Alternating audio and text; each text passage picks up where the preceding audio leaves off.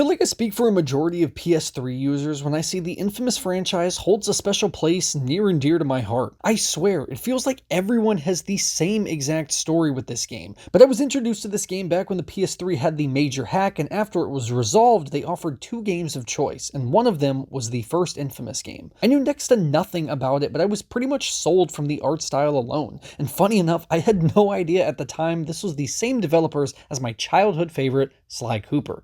But the moment I booted it up, I was hooked. I quickly finished it and immediately bought the second one soon after. I fell in love with Cole McGrath and this franchise overall. I played every game, good ending, bad ending, over and over again. And in 2014, when they announced Second Son was only going to be available on next-gen console, I bartered with my dad with good grades to see if he would split the cost of a PlayStation 4 with me. This series genuinely means a lot to me, and stupidly enough feels like a part of me since I grew up with these as they were coming out. I was still in high school when Second Son was released, but it has been 15 years since the original, and I probably have not booted any of these up since at least 2014. So I decided to boot up all of the mainline Infamous games to see if they were really as good as I remember, or if it was all in my head. For the sake of this video, I am going to stick with the main 3 games. I am more than happy to revisit the Festival of Blood and First Light again, I just didn't really think it was too necessary in my opinion. So with all of that said and done, let's revisit one of the most iconic PS3 games of all time, Infamous. Just hope it's not too late. Booting this game back up was pretty surreal. It was like a wave of nostalgia hit me like a freight train. To the awesome title screen, the iconic comic book style cutscenes, everything just started rushing back and I remembered it all. This story opens up with Cole in the middle of an explosion site completely confused. It turns out Cole was delivering a package, which turned out to be, a bomb. It happens. And after waking up, he had the ability to control electricity. My literal dream. You then meet a few of the side characters like Zeke, who is his best friend and has tried to help him kind of harness and control his powers. You have his ex-girlfriend Trish, who nursed him back to life after the blast, but ultimately left him due to blaming Cole for causing her sister's death. After an attempt to escape Empire City goes south, you are confronted by a woman, Moya, who offers you a choice. To help find her husband and the Race Sphere, and in exchange will grant you safe passage out of the city and erase your name. Thus, your journey begins. Now, right off the bat, let's talk about the game's visuals. They are not the most impressive, but I don't think they looked horrible either. Well, besides a few of the facial animations up close.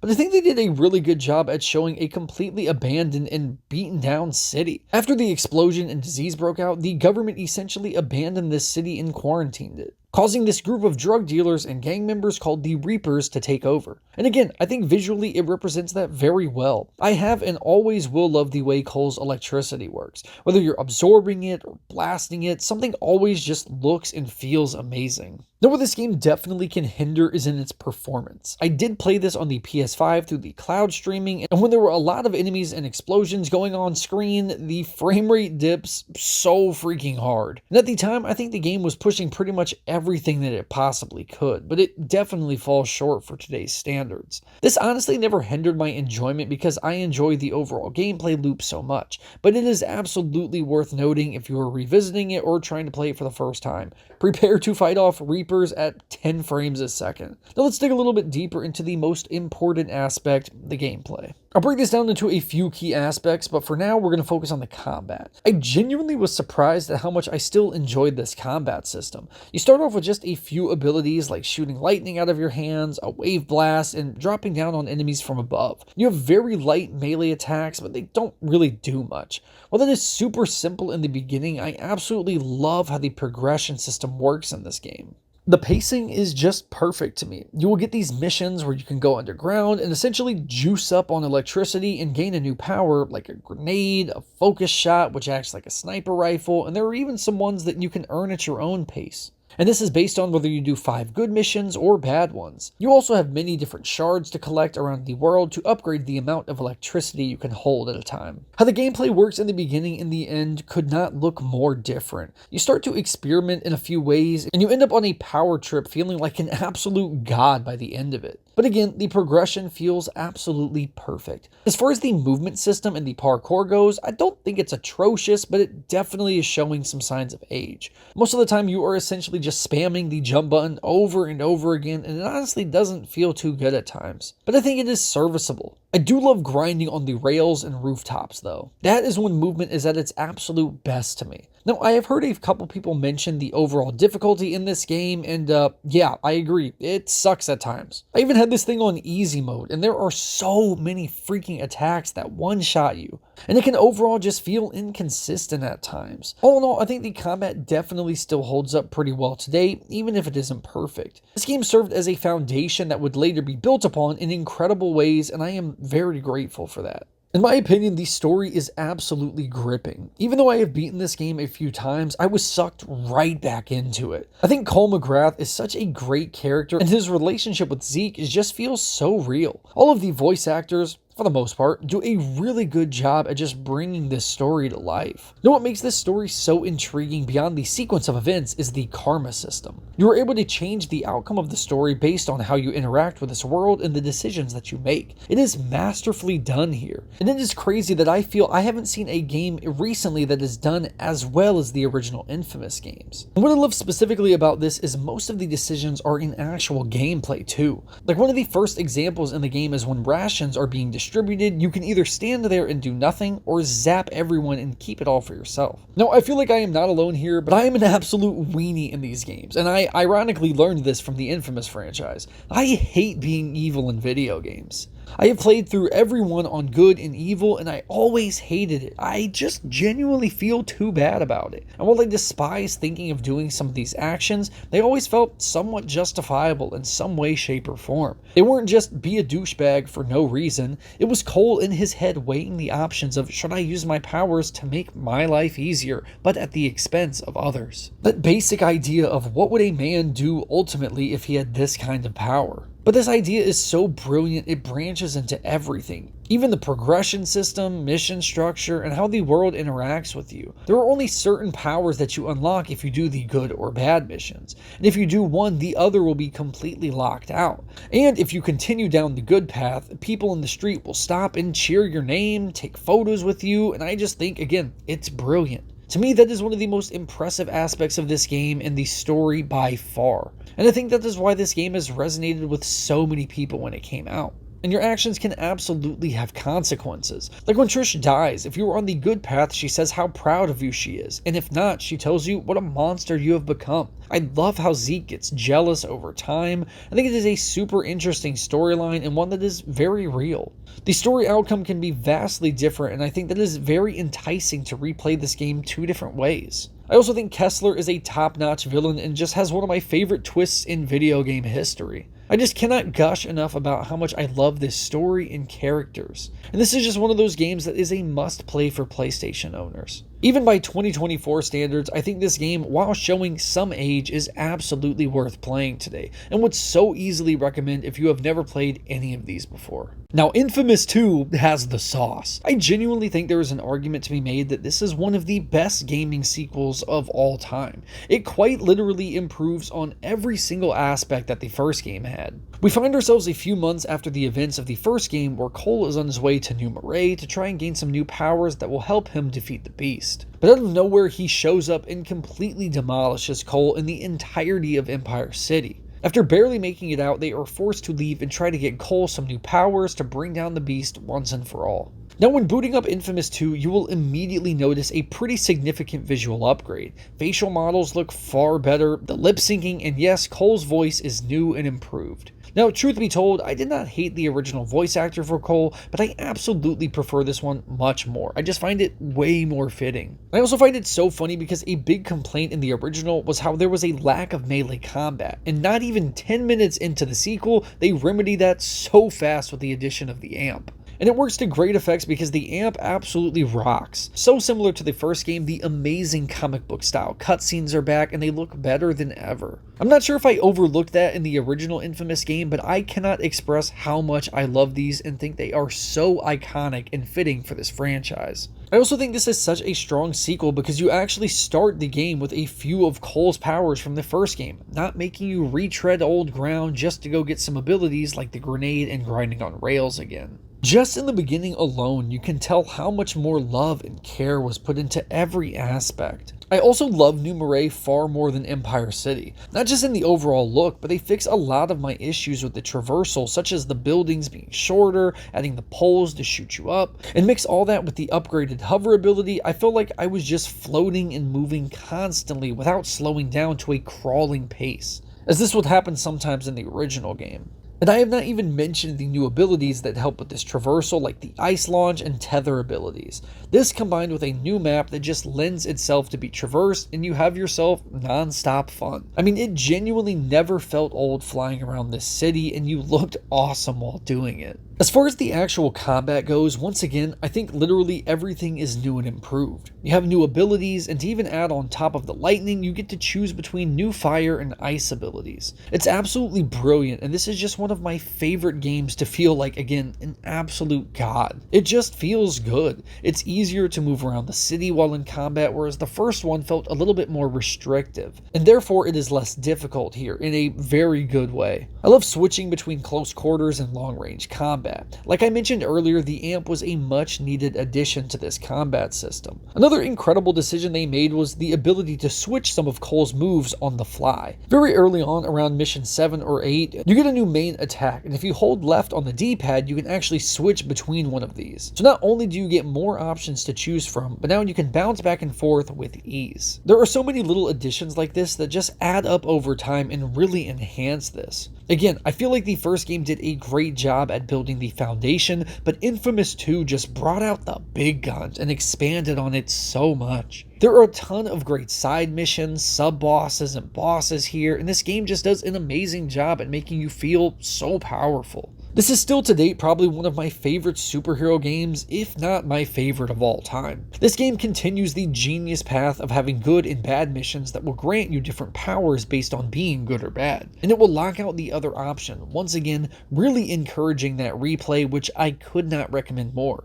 And I can't remember if I mentioned this in the first game's review, but the world feels so much more alive here, and that is also helped by the idea of it changing based on how you play. The better you are, the more people will cheer you on, and the worse you are, well, the opposite happens. These games have been praised for this aspect for years, and they are completely deserving of it. As far as the story, I absolutely adore this game's story. I feel a lot of games decide to cheap out on its sequel and try to appeal to the ones who haven't played it yet in order to try and increase sales. But that is not the case here. You absolutely must play the first game before this, and I love that. It builds off such a great foundation, and it really has some fantastic character moments.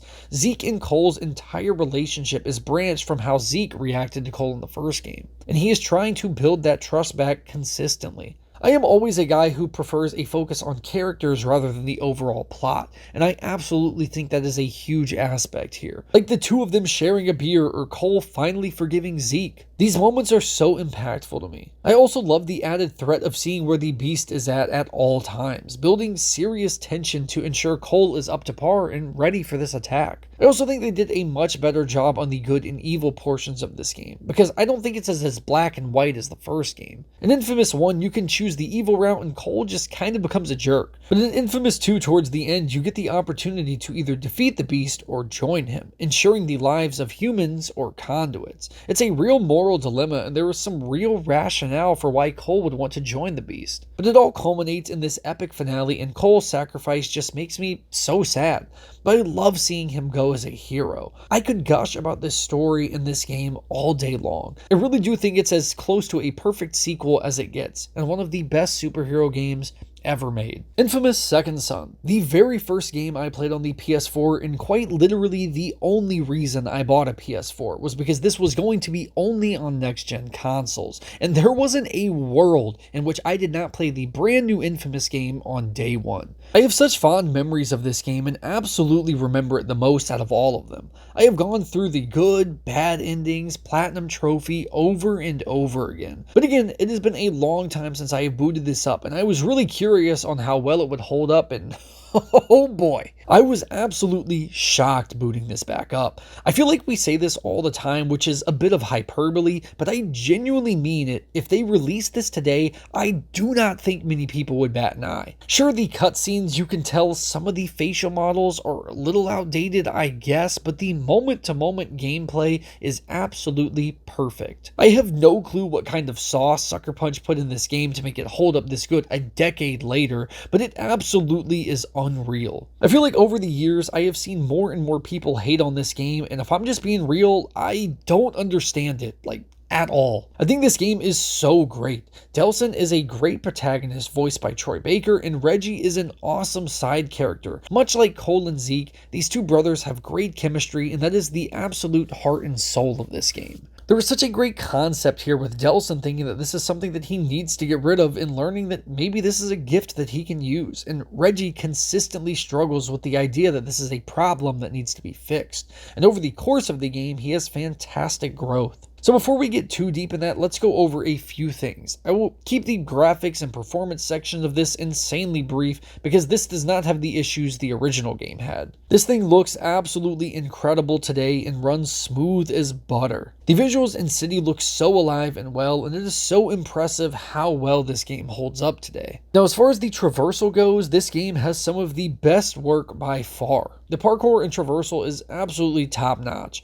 All of the abilities work so well to keep you moving consistently. The smoke vents are used to get you to rooftops quickly, the neon gives you the ability to run up walls, and video literally lets you fly. And speaking of the abilities, look, I adore Cole McGrath and his lightning powers, but it was so cool when they expanded upon that in Infamous 2 with the ice and napalm, and I think it is just so fitting here to have multiple unique powers that all do completely different things. All the basic moves, specials, finishes, you will have no complaints from me. I think that combined with the visual upgrade system, it just is fantastic. And you could say it sucks that you can only hold one of them at a time, but I honestly didn't see this as a huge issue. There is literally smoke, neon, and stuff everywhere for you to go and change on the fly. And I think the overall combat here is absolutely fantastic as well. Delsin has this awesome chain attack, and I love how it changes based on what power you have equipped. And whether you are playing good or bad. Like when you have the video equipped, you either get this blue sword or these devastating claws. Firing rockets at the DUP has just never felt more satisfying. All of these super moves like the orbital drop are just absolute eye candy. You even have the added ability to subdue or execute enemies via weak points, which adds a certain layer to the overall gameplay. The colors and animations just look so gorgeous. Again, just never gets old. But most people recognize this game has a really fun gameplay and traversal system. But it is the story that I have seen everyone complain about. And on the one hand, I do understand to an extent, because I do not believe the decisions are as in-depth as the original. Majority of the story plays out exactly the same and does not have any real impact like the originals did. And I totally understand that critique, and I think it is very valid. But, to be honest, that never really hindered how much I enjoyed the story overall. I think Delsin and Reggie's relationship is the heart of this game, and I just love it. I love seeing Reggie's character progression in the game, and their chemistry just sells it all. I also think that this game has a pretty great villain overall, and I think some real reasoning and rationale for why she's doing what she's doing. Not that I condone her actions, but I definitely understand it. Then when it comes to the main protagonist, I have seen a lot of people dislike Delsin, and I kinda get it. He's definitely no Cole McGrath. I never saw him as this like hero like I did at the end of Infamous 2. But again, I think he fits his story very well. But no matter what anyone says, Reggie's death will always hit me like a truck. And yes, I know he says the same thing whether you do the good or bad, but man, it just hits every time. Replaying the original Infamous games definitely opened my eyes more on why people were not as fond of this one as much as the originals. And I completely understand that. You are not going to find an in-depth story and decisions that will impact the narrative like in the originals. And Delsin really just isn't as good as Cole McGrath. But I do think there is a good story here with insanely flashy and very fun gameplay with traversal that all makes up for these shortcomings. If for some reason you have never played Infamous Second Son, I don't think there has ever been a better time and is absolutely still worth playing in 2024. Revisiting this series, I was worried I might ruin the love I once had for this franchise, since it has always held a special place in my heart, but that is just not the case here. These games just have the freaking sauce, man. I think every single one of these are special in their own way, and all of them are absolute must-plays if you have a PlayStation. If you have PlayStation Plus Premium, you can stream the original two on PS5, otherwise they are only available on PS3, but trust me, these are ones you cannot skip. I really hope this is not the end of this franchise, and I still think there is so much potential for more. Or maybe at least one day we could see a nice remake or remaster of the originals to breathe new life into it. Let me know in the comments how you would rank the original games overall, which one is your favorite, or if there are any older franchises that would be worth revisiting in 2024.